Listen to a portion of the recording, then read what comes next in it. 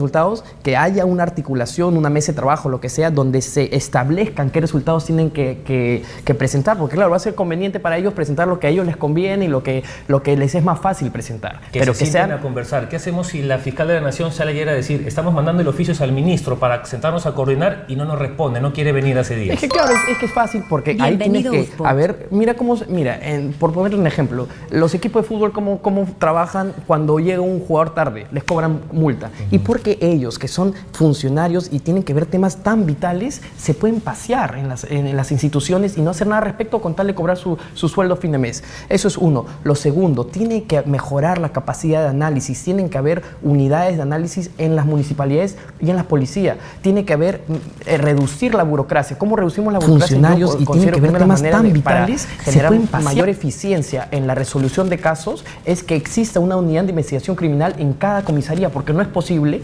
porque ya estamos hablando aquí de la instancia post-delito, que eso ya es lo último, lo que se busca es prevenir, pero bueno, para la instancia post-delito, cuando tú vas a presentar una denuncia, los mecanismos que hay para atención al ciudadano no están surgiendo efecto, no sirven realmente. Tú presentas tu denuncia, vamos a ver, vamos a buscar, mientras que mandamos el oficio a la municipalidad, mientras que la municipalidad no nos devuelve, mientras que ya el delincuente desapareció, ya sigue él cometiendo otros delitos y entonces no hay ningún tipo de resultado. Entonces, ¿qué es lo que se debe hacer?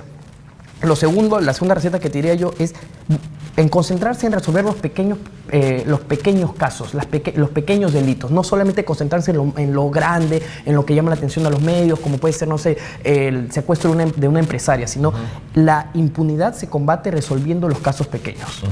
Y lo tercero es lo que estábamos hablando ahorita, que exista mayor capacidad de análisis, porque si tú no puedes comprender la problemática del todo, tampoco le puedes dar un resultado adecuado. Entonces, que existan unidades de análisis en las municipalidades, en cada comisaría policial, eso va a permitir comprender los factores y cortar de raíz la problemática. ¿Por qué existen los sicariatos?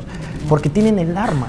¿Y de dónde vienen las armas? De contrabando. Las fronteras hoy en día son fronteras por nombre, pero no hay ningún tipo de control. Entonces entra y sale todo lo que tú quieras sin ningún tipo de control, y eso llega a las manos de los que hoy en día están cometiendo sicariato en las diferentes partes de Lima y del Perú. Le recordamos a nuestra audiencia que estamos con Sebastián Flores, criminólogo. Si alguien nos quiere contar su experiencia o también hacerle alguna consulta sobre cómo enfrentar la inseguridad ciudadana, qué hacer ante algún caso si nos vemos involucrados en alguna situación, por supuesto podemos hacerlo.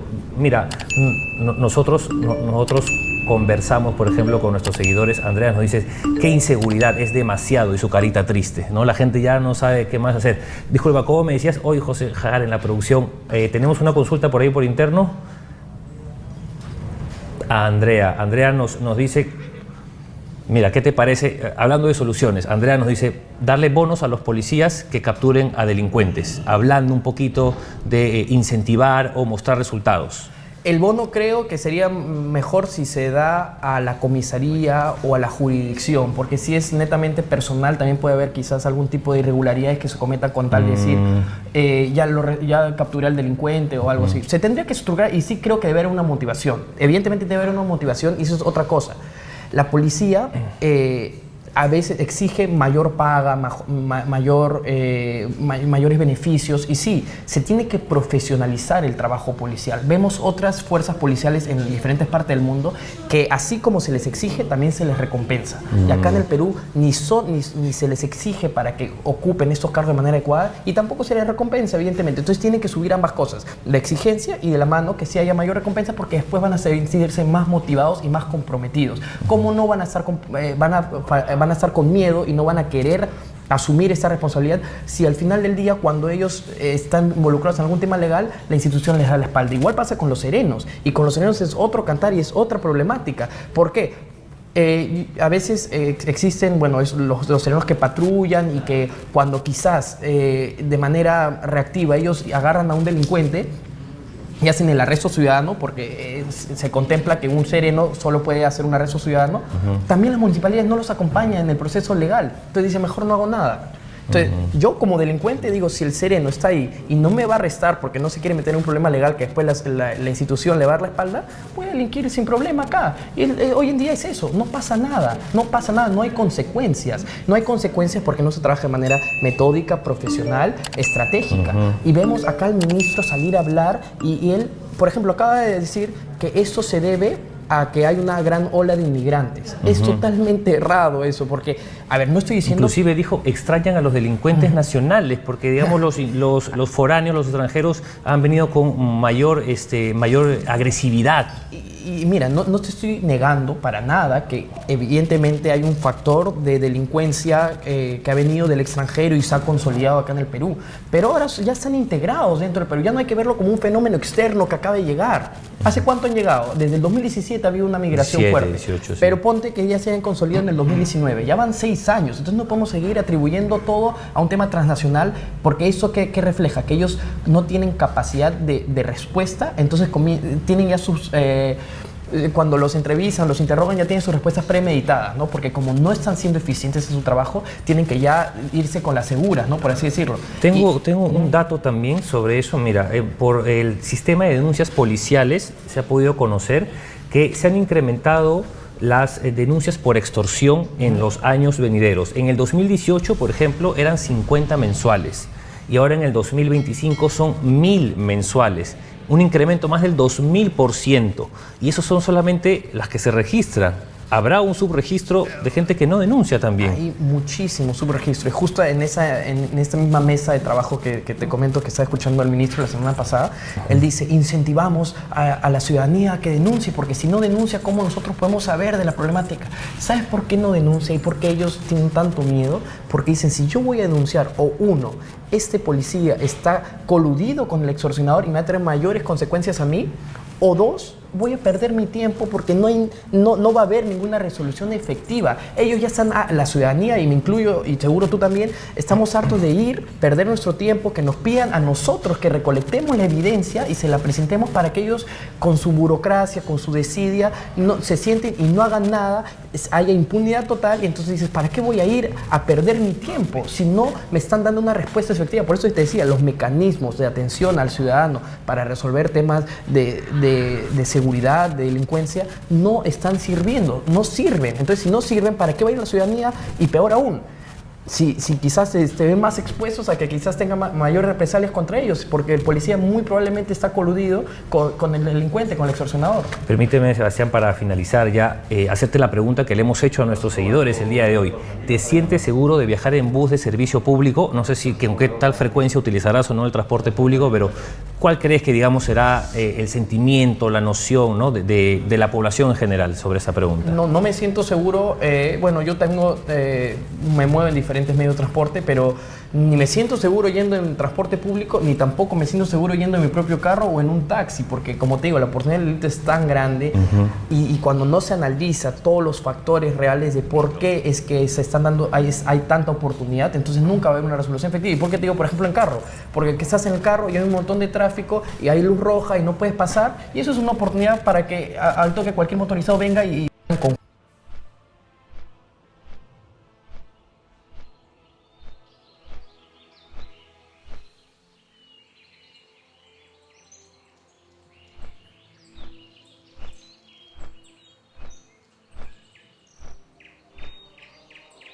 que Donald Trump ya puso en su lugar a Gustavo Petro, ahora parece que tenemos otro asunto con otro país. Y es que Ecuador está dejando que su banda criminal se ponga en el Perú. Tanto que se quejan de nosotros, que nos cierran las puertas en sus exportaciones, pero no le pueden cerrar la puerta a estas bandas criminales. La verdad, pésimo lo del país vecino, pésimo realmente, que no se preocupa por problemas reales, pero sí está quejándose. A limpiar la zona, y sin embargo el trabajo lo estamos haciendo nosotros y tú te estás llevando el mérito, y ahora te quieres abrir, quedaste desengañar gente y sacar del camino al dueño de la conexión, a Ibarra. Y ahora te vas a encargar de los aguajunes.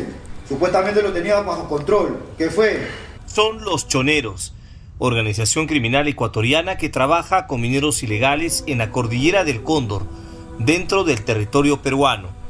Con armas de largo alcance, fusiles y metralletas, se toman incluso la potestad de amenazar a altos mandos de la Policía de Medio Ambiente, encargada de las interdicciones y destrucción.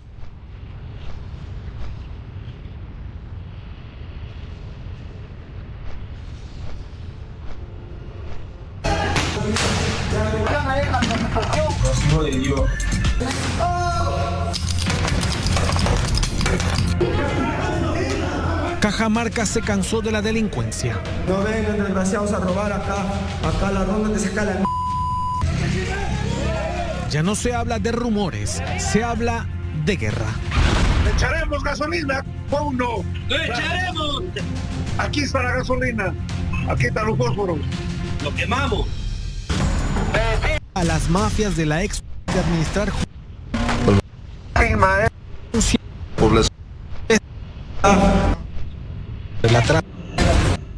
¿Para qué buscan?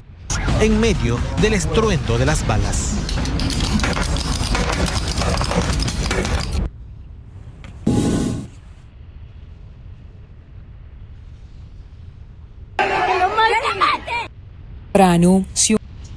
Un corral contiguo a la casa de la tía de Xiomara. Allí la tierra removida parecía esconder algo. Cuando cavaron, lo que hallaron fue una escena macabra. El cuerpo de la joven estaba enterrado a varios metros de profundidad, dentro de una bolsa de uria, maniatada, con un trapo en la boca y semidesnuda. Encima de ella habían colocado pasto, estiércol y hasta un cuero de vaca, todo con la intención de ocultar el olor y despistar a los perros de búsqueda.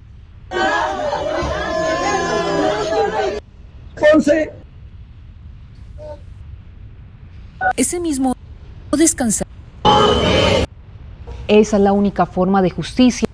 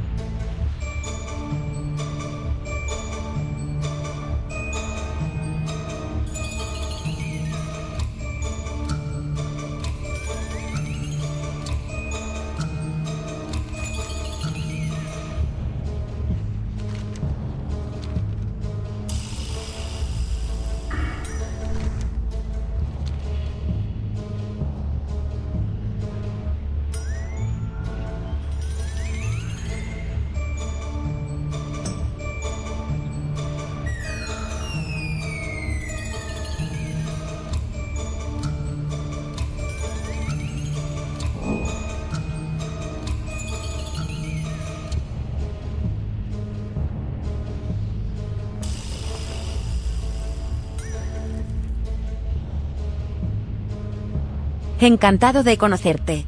Soy Dark Pet.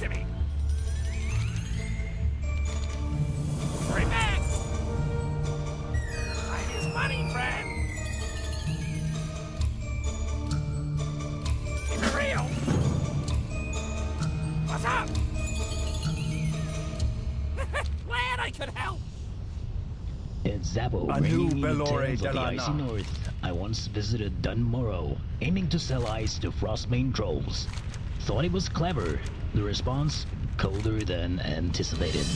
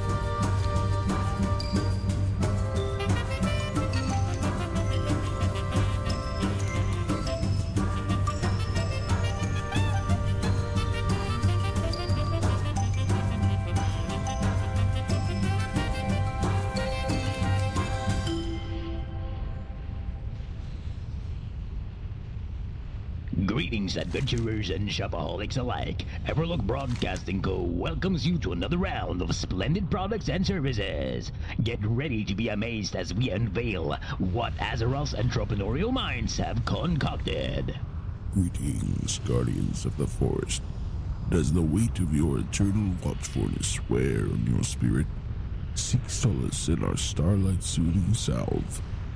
Infused with the shimmer of Elune's blessings, this salve rejuvenates both body and soul. After one application, you'll feel as radiant as the night sky itself.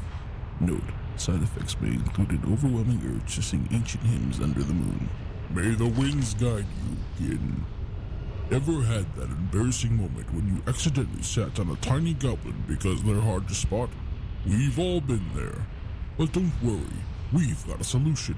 It's called the Gobbler's Guardian Amulet. This enchanted piece of jewelry senses goblins nearby and gives you a gentle alert.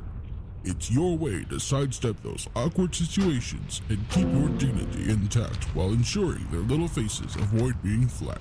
With the Gobbler's Guardian Amulet, you can confidently enjoy your time at the inn without the fear of squishing a goblin by mistake. Listen up, warriors of the Horde. The Axe Grinder's Forge is where real weapons are born. Feel the heat, smell the sweat, and taste the power as our blacksmiths craft weapons worthy of a true orc. Swing them with pride on the battlefield and know the satisfaction of cutting through enemies like butter.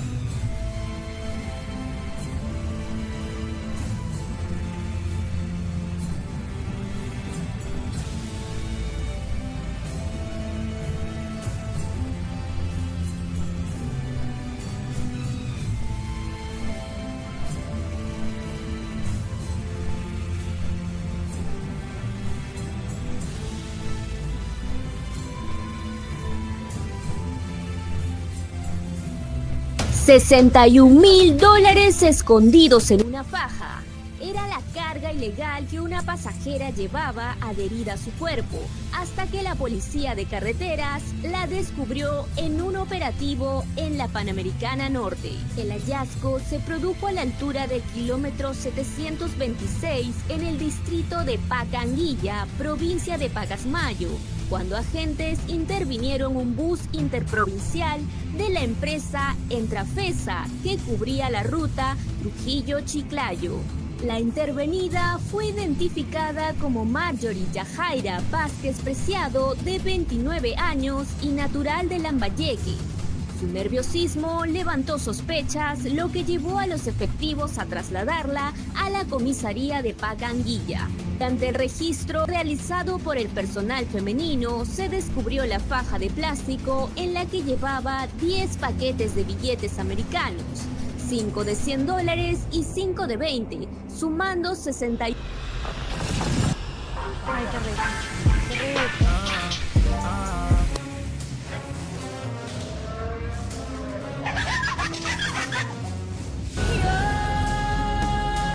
Véndeme la tienda. ¿Bromeas? Muy serio. Lo compraré. ¿Con qué dinero? Ese es mi problema. Solo dígame qué ofrece Fagenbacker para poder igualar. Hijo, esto es una locura. No tienes dinero, no tienes crédito. Dame 48 horas. Si no puedo lograrlo, tienes mi bendición. ¿Aún crees que puedes hacerlo? ¿Qué estás haciendo? Voy al banco para obtener un préstamo. ¿Por qué? Voy a comprar la tienda. ¿Qué? ¿Me escuchaste? ¿Y esto no te parece algo que debamos hablar de antemano? ¿Cómo me hablas de ti y tu novio? Él no es mi novio, él es mi jefe. Él era tu jefe cuando era tu novio. Bueno, ¿podemos dejar eso de lado por un minuto? ¿De verdad crees que es buena idea endeudarnos? Oh, La reina de las tarjetas de crédito de repente está preocupada por las deudas. Bueno, no puedo hablar con... Gracias. Véndemela. Mi niño, desayunito. ¿Imaginas un juego en el que seas tú mismo el que tiene que cooperar con tu yo del pasado para superar montones de pruebas? Pues esto es lo que nos propone un loop. Dejad de señalar con el dedito, míralo, con el puto dedito. Me cago en... Tenemos que coger la tarjeta, venga, va. 1, y ahora os la paso adelante. Cogedla al vuelo, por favor. Pásamela. Venga, la pilla al vuelo. Venga, va. Perfecto, qué crack. Vale. Toma, corre. Ay, la madre que te parió. Pero dámela. Venga, va. Pásamela. Corre. Dame. Pero tío, vaya hostia. Va, venga, ahora sí. Les peleaba entre vosotros, yo solo corro para adelante. Venga. Venga, dale. Dale, corre. Perfecto. Ahora ya está. Sí.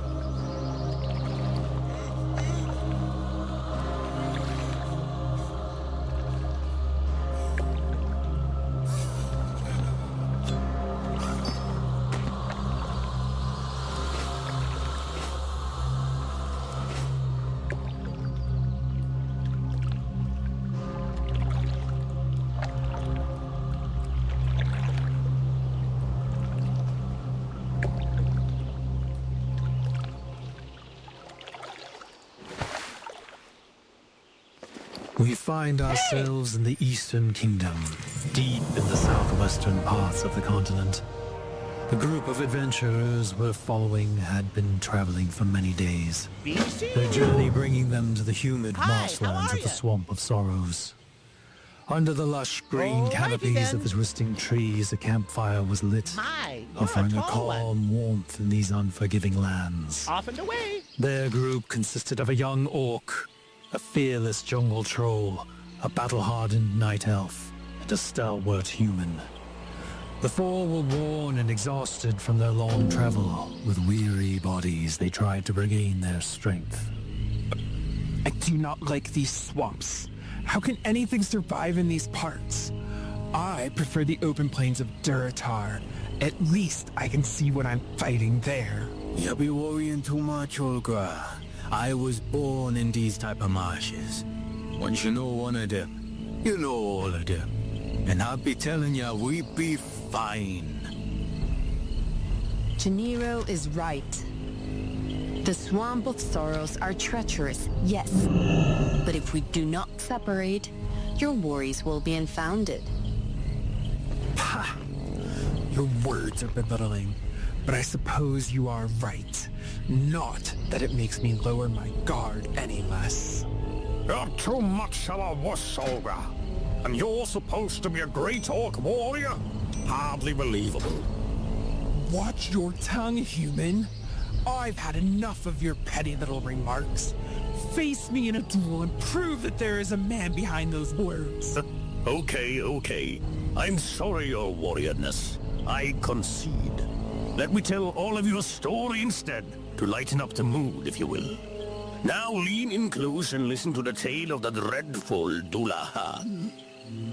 During times long gone, there was a merchant returning from the Guardian's Tower of Karazhan, haunted by the drowning void of night. He made haste to return back to town unharmed, with his wares tightly secured in a bag in his left hand. All the courage he could muster was barely enough to get him through the woods. Minutes before safety, his ears collected the faint voice of a crying child. Valiant in nature, he could not forsake this lost and frightened lamb. He followed the wailing past the watchtower east of what is now Darkshire, until he found himself in a clearing with a small silhouette cowering before a grave. An eerie scenery, but its pluck did not wane. If he could bring this frightened child to safety, then the light would surely grace him with good fortune. But the light was not present at such a place. The merchant reached out, only to realize the figure was not what he expected it to be. Instead, a violent grimace carved into someone's face greeted him. A horrified scream was the last thing he uttered before the glinting steel of a sword silenced him forever. Heavy rain poured over the town's morning as the guards were doing their usual rounds. Despite the thunderstorm, it had been an uneventful dawn. Yet what was to come would cement itself into the soon-to-be Darkshire folklore. What they witnessed was a horrifying scene. The headless merchant trotted through the entrance gate before slumping over the town streets. Bewildered and petrified alike, they raised their lanterns high into the air, noticing an ominous figure at the top of the street leading eastward. Far off in the distance, behind the merchant's lifeless body, illuminated by occasional lightning, another headless man, clad in armor, holding the merchant's own head like a lantern. Maniacal cackling echoed through the forest, and he vanished within the blink of an eye. To this day, the guards find headless corpses strewn about the forest, accompanied by the bone-chilling laughter of an urban legend. Encantado de conocerte. Soy Darkbed. In the warming light of the campfire, twisting his features into a grim visage. The night has advanced, and the countless stars of the great beyond littered the sky. Gennaro and Venuris were visibly entertained by Richard's competent narrative prowess, yet their orcish companion was a bit too enamored by his legend. Oh my, Richard. What an interesting story you have shared with us. Although, I reckon it would have been more effective had we heard it before traveling through Duskwood. Thank you, Venuris. This legend is told to any child of Stormwind and its lands to make them not wander off from home. Doesn't always help, mind you. I certainly couldn't be intimidated by such a silly mare. But I guess our princess over here had a good fright. Shut your mouth. This is not true. I was simply captivated by your talent as a storyteller. But don't get the wrong idea, Richard. You still owe me an honorable duel for your pathetic words earlier. While I be enjoying seeing you two duel, we should wait until the day breaks. You never know what be waiting in the ticket. Not you as well, Gennaro. I told you. Shush, everyone. We're not alone. Finally, I was getting bored.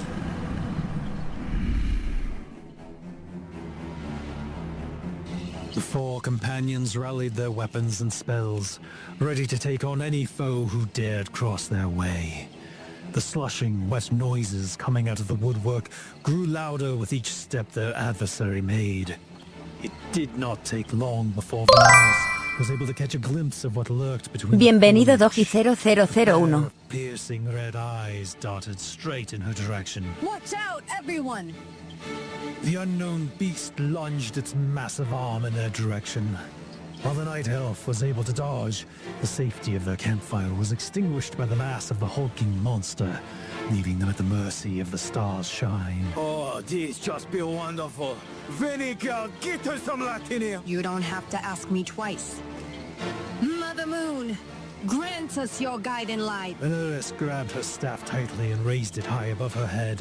Crackling energy resonated from the crystal adorning the staff, before blinding white light illuminated the darkness. The beast before them could now be seen clear as day, An overgrowth of vines, roots, and plants dragged itself over the swampy earth, terrifying red eyes and a gritted mouth jutted out of the tangled mess of a body. They had seen creatures like these before, in the wetlands. But something about this subject was off. Stay cautious, everyone. This is no ordinary foe. I am sorry, my dear, but for once I have to disagree. I am dying to let out some frustration. Let me at it. Richard, wait! All attempts to stop the overzealous rogue fell on deaf ears. Grabbing his two daggers, Richard lunged at the heavy creature, sinking them deep into its mossy flesh. Twisting and turning the knives, the beast let out a horrible scream. Believing himself victorious, Richard continued his assault, driving the dagger down on its arm, aiding him with the precise shots from Gennaro's bow. You're too wild, my human friend. Don't hog out the glory alone, huh? Don't you worry, I would never... What? Still clinging to the bog beast, Richard was caught off guard by something he'd never seen before. Out of the bundle of vines he had just cut scrawled a scrawny and cadaverous being thrashing at the rogue. Its blackened claws and stick-like finger grabbed him by the arm with an unexpected force. Richard pulled his other knife out of the pile of sentient vines and attempted to stab whatever got hold of it. But it was too late, as the horror already lunged forward, sinking a grotesque row of razor-sharp teeth into his right arm, followed by his painful scream. Get your rotten hands off my friend! A battle cry echoed through the night, and the young orc tightened the grip around her outrider axes. Sprinting towards the beast, she dodged the heavy blow from his right appendage before severing its left arm with a devastating arc upwards. The intimidating beast and its mysterious inhabitant let out a blood-curdling scream while its severed extremity hit the ground with a wet and mighty thud. Richard fell to the ground, clearly in pain and pressing down on the wound. The nurse hurried to his aid, dragging him away and tending to the bite with a quick healing spell. Good to have you here. Been long since I've been in your arms. Oh, shut it. Now it's not the time for your antics. This wound requires immediate attention. Ogre! Gennaro! Give that light-forsaken thing a good whack from me as well. While Veneris was occupied with caring for her friend's wounds, Ogre and Gennaro put their attention to the emaciated being that emerged from the vine monster. Long, stick-like limbs, a thin body, and pale skin made it reminiscent of a ghoul, yet its speed suggested it to be still well alive. The quick and rapid movements made it difficult for the two assailants to keep up.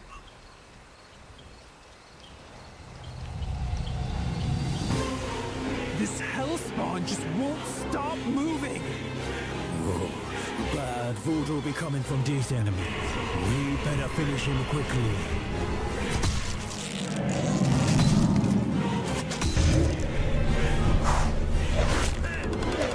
Strike after strike, arrow after arrow, but none of them hit their target. The skittering monstrosity was simply too elusive for them. While the orc control did their best to secure a swift takedown, they could not deliver a definitive blow. Not long after, it crawled back into the heaving mound of moss and vine, giving it new life. Staring in disbelief, the four of them saw the bog beast rise up once more, letting out an invigorated roar. Raising its thick arms high above its head, it prepared another grounding slam when... a magic missile landed onto its side, blasting a huge chunk of mossy flesh from its body, making it fall off. Trying to ascertain the magic's origin, the four of them looked around the dimly lit night before hearing an old raspy voice coming from the thicket. Quickly, over here. The beast will not falter for long.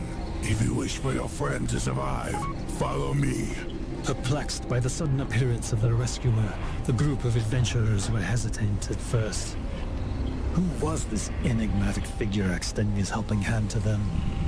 As the plant-covered beast began to move, their time to think was cut short. On a quick notice of Gennaro, they started their escape, following the enigmatic savior into the swamp. Veneris was leaning over Richard's sweating and feverish body. Her healing magic might have closed the wound on his right arm, yet a sickening, dark coloration remained on his flesh.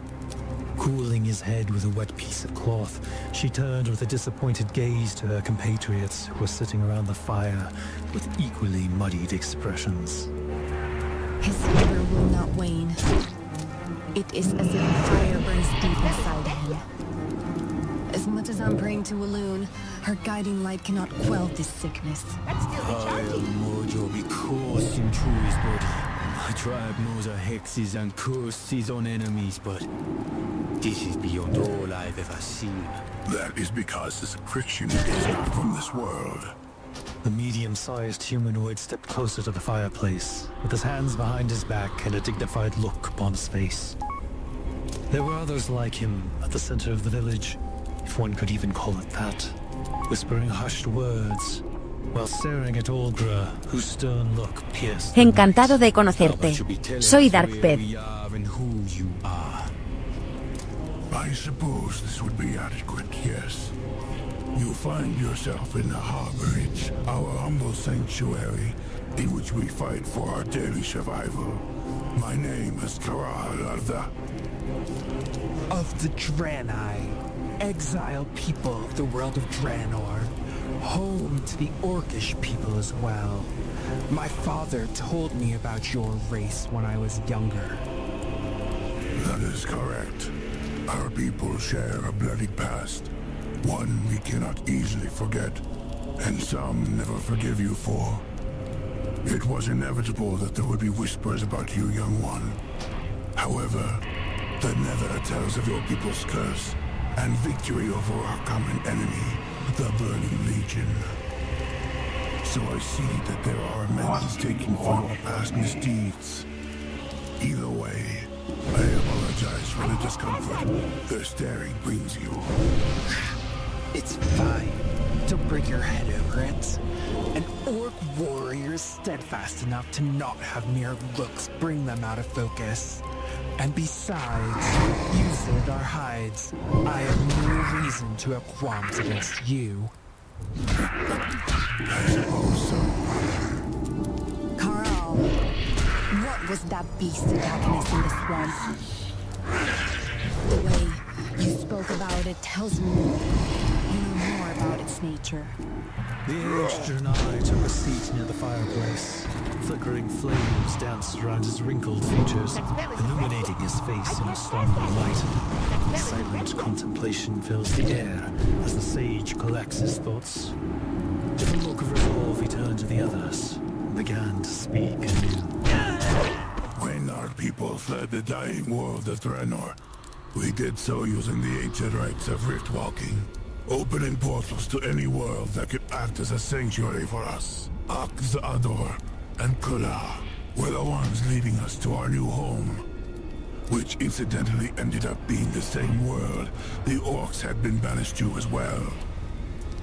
After entering the swamp, the remaining rift magic coalesced and materialized itself into Draenthist crystal, sacred germs natural to Draenor. While we brought many of our own through the rift walk, these once crystallized on their own, granting themselves into the unknown world.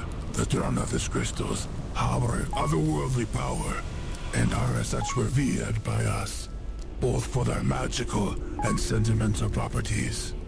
Some take this reverence too far, however. Den Boor was a young apprentice of our rift walkers. Like with many before, his admiration for Draenthist reached heights many of us were worried about. Enamored by its energies, it reached to a point in which he stole one of our most powerful crystals, the Shard of Akasha, which he fled the harborage with.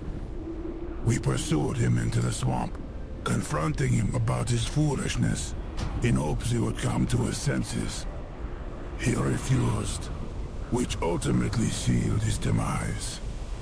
An enraged bog beast with unforeseen strength rampaged through the thicket, overwhelming us and grabbing Den Boor, In the process, we tried to save him, but before we could act, the Dramatischer already acted on its own, warped by the wild magics.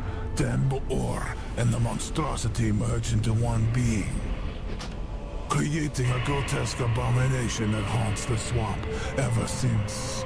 We call it the Maya Beast. Silence laid upon the fireplace. Contemplating the story just told, the adventurers were deep in thought, with Richard's breathing growing more uneven. Corral's gaze was focused on the fire in front of him, finding calm within the flames. Neither of them could muster a word. Were they not worried sick about their friend and the ailing illness coursing through his body? But one of them would not be quelled by melancholy fever. Draenei, what do we need to do to save his life? We do not have much time left. I've told you before, the sickness is not of this world. Therefore, any cure coming from your world would only prolong his suffering. Espero que todos lo disfruten. Sigan la transmisión. And we were unable to conjure a definite healing for it. However, given the symptoms shown in the victims... Corral hesitated. A grave look to Richard, then to his compatriots. Their expressions filled with determination. A sigh escaped the old one before continuing his speech. Many of us tried to slay the Mire Beast in hopes of rescuing those afflicted by its horrible curse. I have set up a theory in which I believe the key to their survival is to be the Shard of Akasha, nestled deep within the abnormality that roams the swamp. I cannot guarantee it will succeed. This beastie be finding us first once already. How can we be turning the tides by finding it instead? We noticed that it seems to be attracted to fire, or rather the scent emitted by the firewood. It assaulted many travelers resting in the swamp, so we assume a specific plant is the cause for its aggression. Most likely, it is the bog beast nature of it that seeks those burning plants in an attempt to extinguish them. Those plants we burned must be the same you'll be talking about. If only we'd been knowing that before. Then let's not waste any more time. Our friend is on death's bed, and I will not have him suffer such a dishonorable demise. Draenei, would you aid us in battle and release our friend from this nightmare? You have courage, young one. But courage is the fool's closest friend. You have faced the Mire Beast before. Are you certain you wish to face it once more? Ogra's determined expression and steadfast posture held more meaning than any word she could have said. Relieved at her unwavering resolve, Corral agreed. Very well then. I see there is little to gain in persuading you to reconsider. Preparation is key to our survival. I advise you to think of everything that might turn the battle to our favor. His words still heavy in their mind, the Draenei returned to his tribesmen, leaving the adventurers to their own vices. Locked in silent contemplation, Richard's battle against the sickness was all they could think of. If there is a way, just a sliver of chance of undoing this curse, they would take it, no matter what. We will make quick work of it, Veneris. What counts is that you give us enough time to secure the conquest over this Mire Beast by staying with Robert for the time being. Rest assured, I will keep watch over him. Mother Moon will give me the strength to mend his pain until you return. Stay focused on the beast you were meant to vanquish. Don't lose hope. I am certain you can win this battle. You be counting on us, friend. This Draenei seems powerful and wise. His power over magic will be helpful in subduing the beast. And I trust in Olgra to lead us to glorious victory. Invigorated by their strength and support, the All Control readied their weapons and rations before convening with their Draenei guide once more. With the night soon ending, the three made their way back into the foggy thicket of the dangerous Swamp of Sorrows.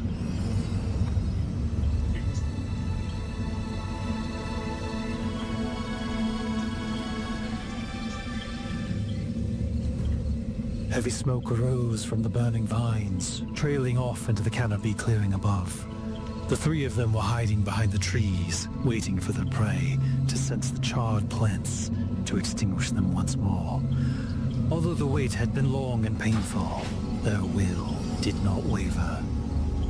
Can we be certain that it can be lured again? This beast appears to be more intelligent than one would give it credit for. We used to burn these vines at the harbor edge because of the vibrancy of their fire, and were attacked night after night. After discovering the end and the source of the Maya beast's agitated state, they had not attacked us directly ever since. I guess that makes sense. Still, it did not take that long when we lit our fireplace earlier. I am getting anxious simply sitting around. Patience, young one. Calm your heart and follow what we discussed. The nightmare will end today, regardless of what may come. Stay sharp. There be rustling in the dark. Just across the fallen tree over there. Drawing his bow, Gennaro walked into the direction he had heard the noise originate from. He trusted his senses, just as much as he trusted his allies' strength and wit needed to end the Mire beasts. Deep, hammering thuds echoed from within the darkness, foreboding the horror they're about to face. Remaining hidden behind in the undergrowth, Karel and the troll sought their assigned position, while brave Olgra stepped out, facing the beast directly. With twin axes in hand, she assumed a powerful pose, radiating pride and dominance. With its armory grown, scars and torn tissue were strewn about the Maya beast's body, clear signs it had not fully recovered from its last skirmish. Enraged at seeing its floral brethren burned, it let loose a mighty roar of anguish, flailing wildly around itself, damaging nearby trees. Olgra tightened the grip around her axes, preparing herself for battle. Come at me with everything you have, foul beast. I'll show you an orc's true strength. Mokhtar Ugar! With those words, the Mire beast commenced its attack. Wild sweeps and slams all around it ravaged the area, extinguishing the lit fire, leaving only the rising dawn to offer sight. The orc retaliated with swift strikes herself, creating deep cuts in the outer layer of the mossy skin. While she was able to evade its rabid attacks, her footing was not optimal on the muddy swamp ground. She could not keep this up for too long, else her fatigue would catch up with her. The Maya beast took another swing, smashing its heavy appendages into the dirt. This was the moment she had waited for. With a quick but tumbling sprint, she rushed to the extended arm and made it just in time for a powerful cross-cut, severing most of its vines. The creature roared a painful scream. Agitated by the hurt, it lunged at Olgra and grabbed her with incredible speed. The vines wrapped themselves around her body, squeezing and crushing her under the immense pressure. Under groans of pain, she tried to loosen its grip, but not being able to use her arms and axes, she was left to its mercy. Another violent scream by the beast, followed by the same phenomenon that her friend Richard experienced. The mossy body parted itself, and the pale, emaciated figure from before emerged, dead boar. The skeletal Janai crawled out of the hole in his host's chest, hissing and gurgling at the orc. Black sludge dripping from his jaw. His eyes were dried up in their sockets, leaving harrowing holes behind. Meanwhile, Olgra kept on struggling to break the Maya beast's hold.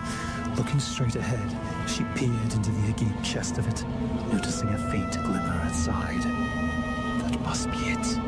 The source for all of this, the Shard of Akasha. This was the moment they waited for, the only chance they had. Karel! No! The Drenai who had hidden out of the beast's sight emerged from behind a tree, still channeling a crackling and powerful arcane spell. Aiming it directly at the insides of the towering bog beast, he was about to unleash it. Denbor, alarmed by his former mentor's intention, commanded his host to attack him instead, dropping Olgra into the dirt below. With a quick motion, the massive appendage crashed in Corral's direction. But just before it could hit him, the buzzing of a short arrow stopped the mire beast in its tracks. A shadowy blast erupted from the ground, and ghostly chains and whips restrained the beast's motion. The orc looked to her right as she immediately recognized what had happened. A shadow-binding arrow shot by Gennaro fettered Den Bor, making him unable to control the monster any longer. Letting out a high-pitched screech, the malformed Renai screamed at Corral before he let loose his channeled spell. The arcane bolt launched into the immobile beast, causing a violent eruption, blowing it into a million pieces. A shockwave blasted from the impact, sending both Denbor and Olgra against a tree. Gennaro quickly rushed to her. Olga! You'll be all right. The orc nodded while she regained her footing. Observing the battlefield, a great crater formed where the Maya beast had been destroyed. In its center lay the shard of Akasha, untouched, as if it had never been near the explosion. Opposite of it, Denbor, heaving and pulling himself on the muddy ground towards his beloved crystal, gurgling and weeping, his fragile body could barely move. Corral, both disgusted and distressed at the sight, watched him struggle with a solemn look on his face. His apprentice raised his head towards him under much pain, while wailing under his remaining breath. A few convulsions followed, before life finally escaped his broken body. Oh, it be over, ain't it? Denbor died long ago. Whatever was left operating the bog beast was nurtured by the shard, acting as its beating heart. Now that the connection has been severed, life quickly drained from him. An ample reminder of the volatile nature of magic travelers. Sizzling energy emanated from the burnt ground as Corral picked up the mighty Dranathist crystal. The air was still heavy from the impact. Stowing the shard in his bag, he turned to Gennaro and Olgra. Encantado de conocerte. Soy Darkbed. Glowing vibrantly, the shard hummed with a soothing vibration. Corral was reciting words in an unknown language that none of them understood.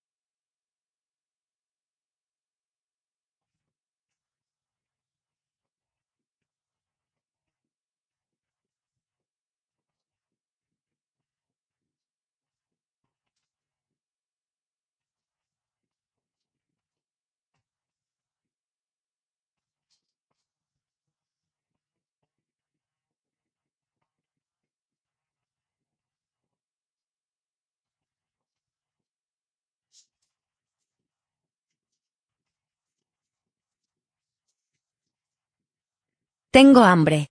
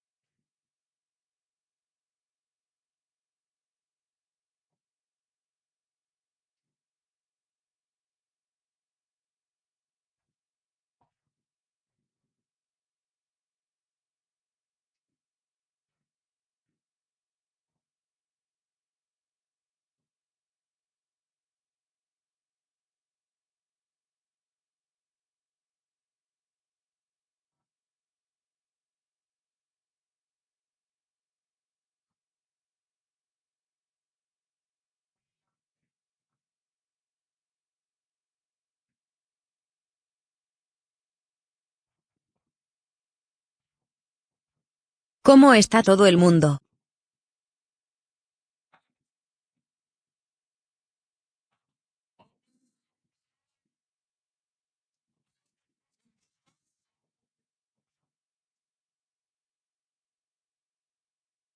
¿Verdad que sí? Sí.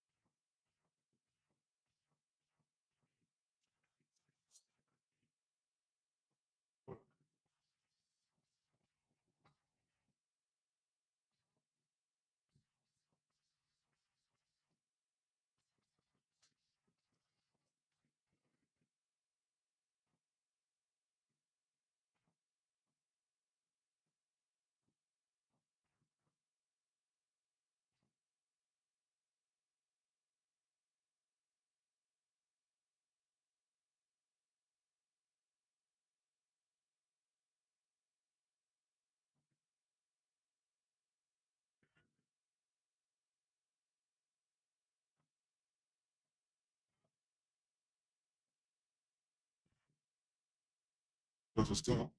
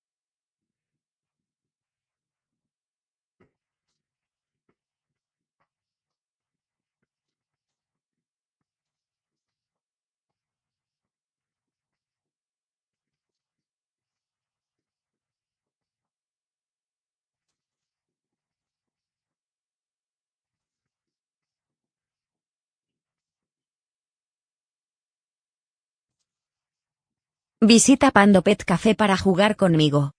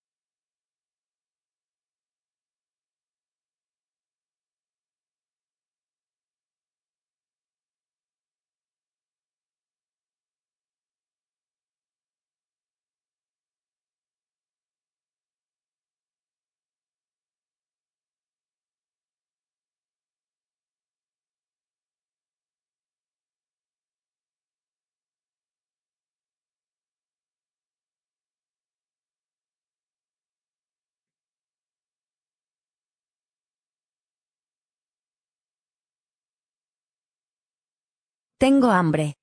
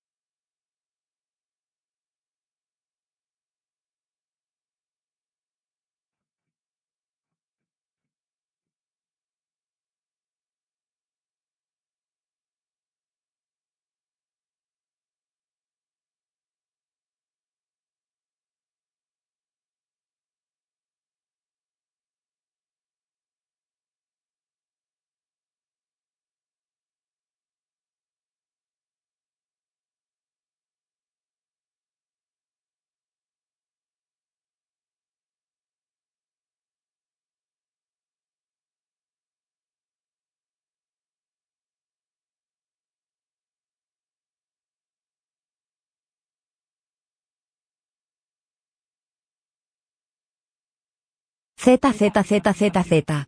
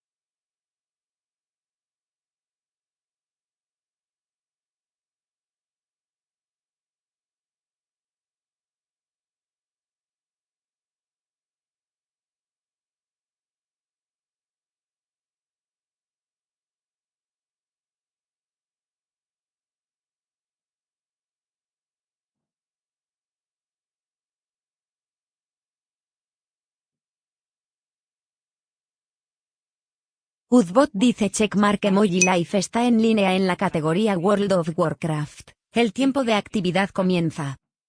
Nicoboy 777 acaba de seguir. Nicoboy 777 dice hola bro, ¿me sigues porfa Flowye? Doji 0001 dice wow buenas tetas. Doji 0001 dice que stream de mierda. Doji 0001 dice ZZZZ. Dark Robert dice XD. Uzbot dice bienvenido al emoji nuevo ese seguidor es Liard, bienvenido. 347 seguidores. 1. Bienvenido Souldiard, followed your channel.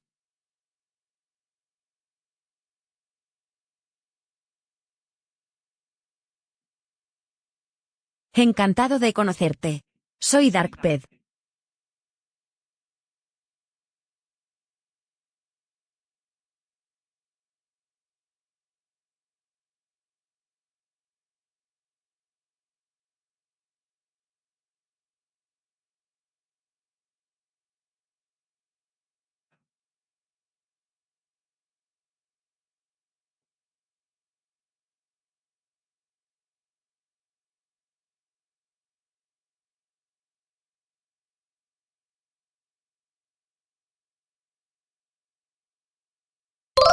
Liard, bienvenido al Liard. Wow sao eu signo de interrogación abierta.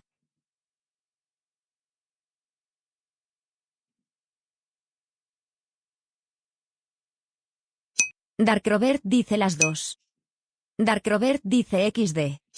Dark Robert dice ahora sa.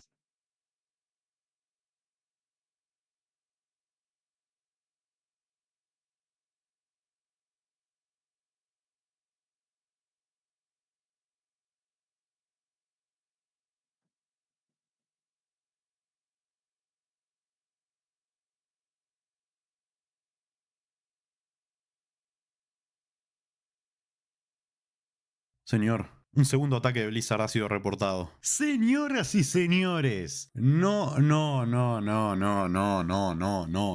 No se puede creer, chicos. Bienvenidos amigos, yo soy el Mago Richo, les traigo otro épico video en el cual, señores y señores, sí, tres en una semana, hijos de put. Maximus, Activision Blizzard finalmente me está dando contenido. Al fin, chicos, al fin. Volvió el fan número 1 de Activision Blizzard. La situación en la que nos encontramos, chicos, puede ser un antes y un después. Dice yo dejé el Samas juego LU. Privados. Podemos estar en un punto de inflexión, ¿Te gusta? ¿Te gusta? En el video pasado hablé de cómo Blizzard está acusando a la señorita rusa de Turtle WoW de ser una emperatriz de los servidores privados que tiene varios servidores bajo su mando. Dark Robert y uno de esos dice servidores sí, era no te Everlook. culpo. Y aquí todo es tóxico mismo, XD. Señores, mientras estoy grabando esto, salió un nuevo mensaje en el Discord de Everlook. Para los que no se acuerdan de Everlook, es un servidor del WoW Vanilla, un servidor con el core de Nostalrius, que prometía mucho, se llenó de jugadores, pero también se llenó de bots chinos farmers, y aparentemente había algo turbio ahí, como que no baneaban a los gold farmers chinos, y como que había una mafia, era medio raro, y entonces mucha gente dejó de jugar, y se llenó cada vez más de bots chinos, y llegó un momento que la mitad de los jugadores eran bots chinos, que estaban juntando oro para venderle a la gente, pero la gente se estaba yendo, y los bots aumentaban, era una locura. Y después a los chinos les terminó gustando el server y se quedaron a Dark jugar. Robert y dice cuál es tu idea en el EU. Mitad chino y ta. La mayoría de la gente no quiere jugar en un server y vas al canal de Looking for Group a ver si hay alguien para hacer una mazmorra y escuchas.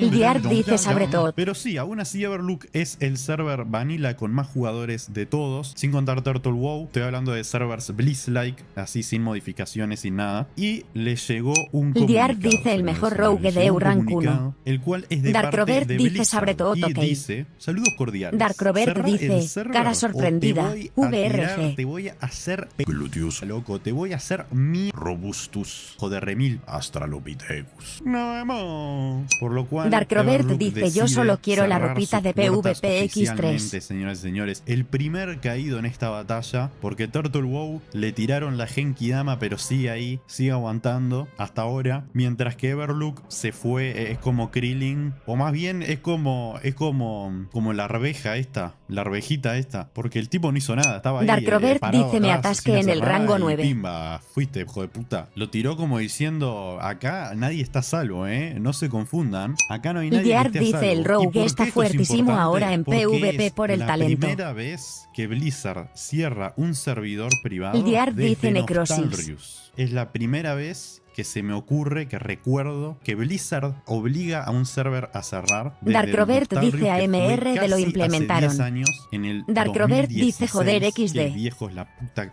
madre.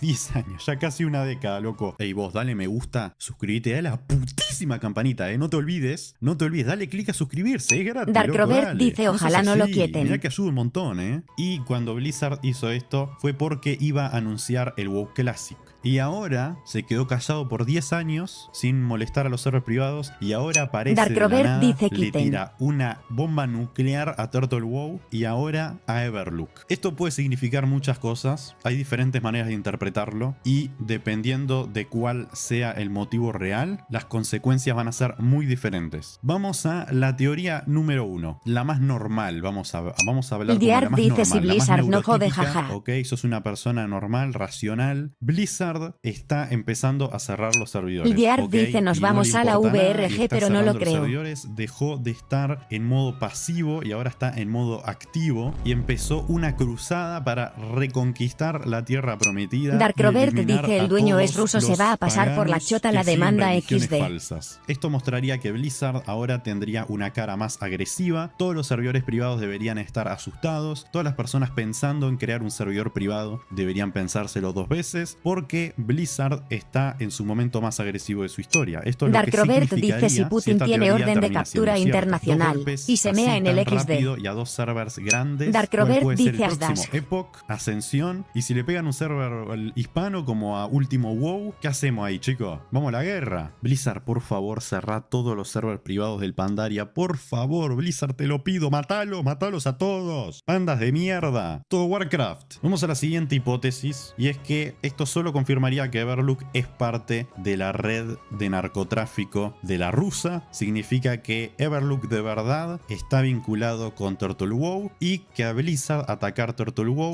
también Ildear le dice pegó cuál es tu main el enemigo. resto de sus conexiones, y Everlook es la primera en caer, ya sea porque Blizzard mismo atacó a Everlook o porque, como son los mismos creadores, van a concentrarse en defender a Turtle WoW y van a ceder los servidores capaz que son Dark menos Robert importantes. dice Aunque creo Everlook que es muy Dark Hill. importante porque sigue teniendo muchos jugadores, pero no es Turtle WoW. Entonces puede ser que estén intentando dedicar todos sus recursos a Turtle WoW y, viste, a ceder cierto territorio. Tercer hipótesis. Dark Robert dice Y no acá ya recuerdo nos vamos a poner XD un poco más hashtag pero te agrego conspiranoicos, NTP un ya poco tengo más tu ID sobre paranoides, todo. si se quiere. Y es que simplemente se cansaron. Los de Everlook tuvieron una buena experiencia, tuvieron el server como por 2 años, 3 años, la pasaron bien, pero es mucho laburo, mucho trabajo, y con cómo está la situación con Turtle WoW y con Blizzard y eso, decidieron dar un paso atrás, ceder y decir, bueno chicos, me voy, y que en realidad Blizzard no los haya demandado, porque hasta ahora simplemente dice, el ¿eres admin brujo? dijo, ¿O qué señores,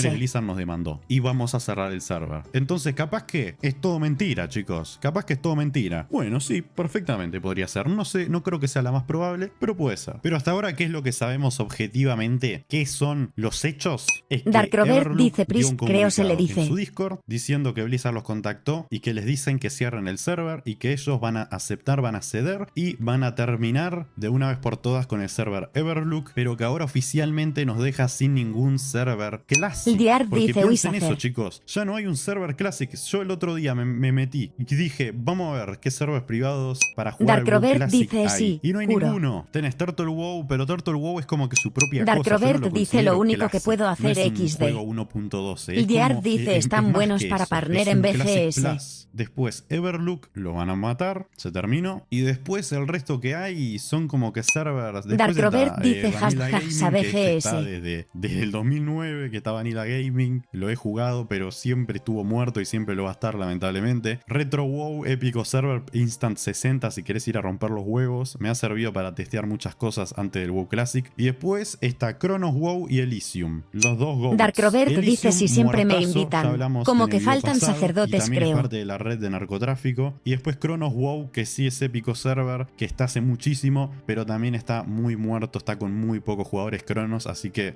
si querés jugar al WoW Classic ahora, no hay ningún server privado, chicos. Turtle WoW es lo más parecido. Y está en proceso de tremenda demanda de Blizzard. Entonces no sé, la verdad, no sé a dónde iremos los fans del Classic. Así que no tenemos casa, chicos, no que tenemos casa, a menos que sea Turtle Uzbot WoW, pero dice un Turtle espectador WoW está en es la mira de 1. Activision Alarm Blizzard, clock emoji así que 2 es horas como 2 que minutos 7 estamos en un segundos. momento jodido los jugadores Ildiar del WoW. dice El ya me Classic aburrí matar oficial chamanes también en la tiene horda, pocos joder, jugadores puros porque Blizzard chamanes. tuvo la genial Ildiar idea dice de crear XD. como 6 versiones diferentes del WoW para dividir a la comunidad lo más posible, hacer 800 realms en cada uno, cosa que no estén Robert concentrados y dice todos los servers hashtag. estén un poco muertos. Las últimas veces que me metí al WoW Classic normal estaba muertazo, quería hacer raids, todo y no había mucha gente y las que habían era todo GDKP, bots, todo es Sodoma y Gomorra. Así que estamos en una situación compleja, pero que Robert seguramente dice mejore, aunque los que chicos, sí saben porque jugar no están creo que duros. las cosas sigan empeorando. Yo creo que Blizzard va a anunciar en algún momento el WoW Classic Plus. Robert tendría dice ningún no los sentido puedo que estuvieran matar. haciendo toda C. esta movida de agresividad y de hostilidades hacia los servers privados Classic. Y todavía tenemos Turtle WoW, que sigue siendo hasta el día de hoy el mejor server privado con diferencia. La verdad que Turtle WoW es una obra de arte, pero que está en graves problemas Turtle WoW. Así que no sé la verdad qué va a pasar. Déjenme en los comentarios qué opinan, qué piensan. Como siempre, chicos, dale me gusta, suscríbete a la putísima campanita que es menos de $1. Darle a la campanita es menos de $1. Wow, increíble. Y sí, más vale, ¿no? El tipo te cobraba por darle clic a la campanita. Hacete miembro del canal que es menos de $1 y ayuda muchísimo. Y también te podés unir a nuestro Discord para miembros del canal. Así que yo creo que vale la pena, chicos. Yo creo que vale la pena. Como siempre, este fue el modo Richard. Nos vemos.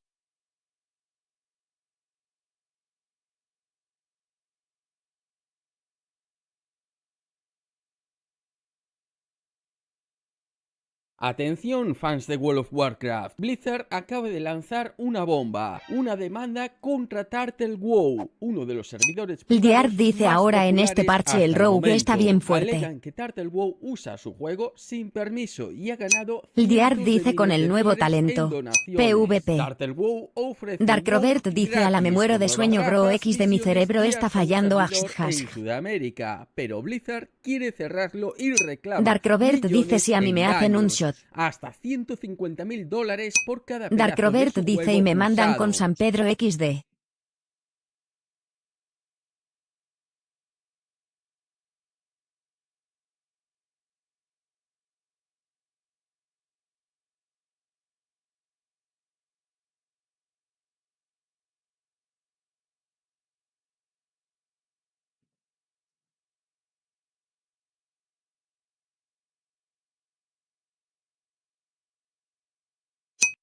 Robert dice a la se me cierra el ojo hashtag.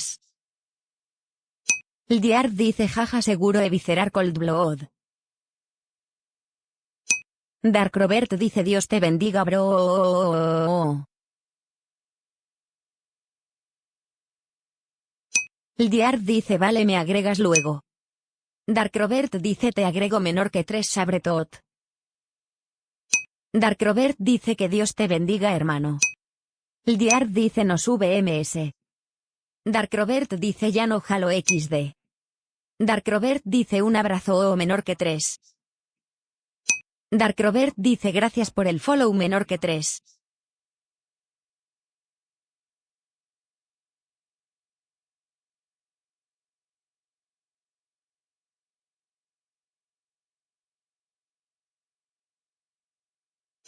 Ildiar dice vale suerte, cara sonriente.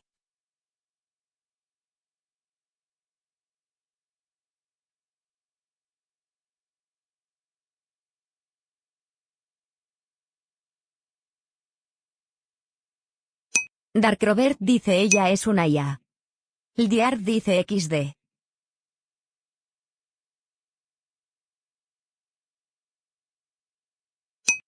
Robert dice cuando tenga más poder computacional dejaré hacer Voice cositas activity XD. enabled. One moment, please. Ildiar dice jaja.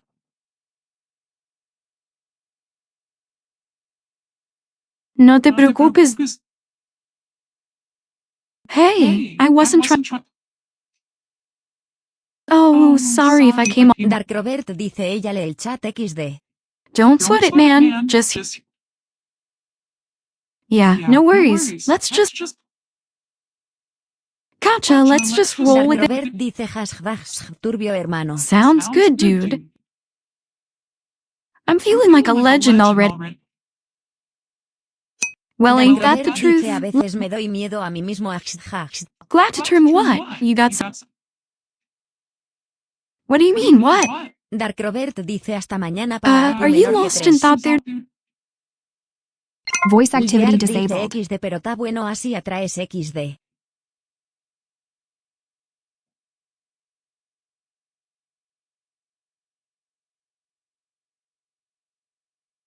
Dark Robert dice hash delay X3.